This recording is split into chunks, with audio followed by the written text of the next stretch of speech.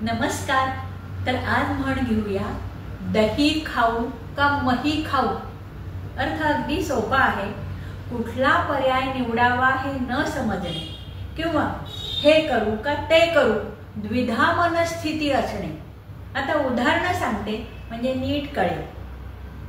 जेव्हा नोकरीसाठी त्याला 2 चांगले कॉल आले तेव्हा त्याची मनस्थिती दही खाऊ का मही खाऊ अशी झाली, कारण दोन्ही कॉल खूप चांगल्या नोकरीचे होते आणि त्याचं पॅकेजही चांगलं होतं, ठिकाणही चांगलं होतं। किंवा जेव्हा गणेशोत्सवासाठी तो कोकणात जायला निघाला तेव्हा त्याची दही खाऊ का मही खाऊ अशी परिस्थिती झाली, कारण त्याला कळेना की आपण कोकण रेल्वेने जाऊया का ट्रॅव्हल बसने जाऊया। किंवा उत्कृष्ट अभिनयाचं जेव्हा तिला पहिलं बक्षीस मिळालं तेव्हा तिच्या पुढे 2 पर्याय ठेवले, तुम्हाला फॉरेनची ट्रिप हवी का प्युअर सोन्याचे गिफ्ट हवे।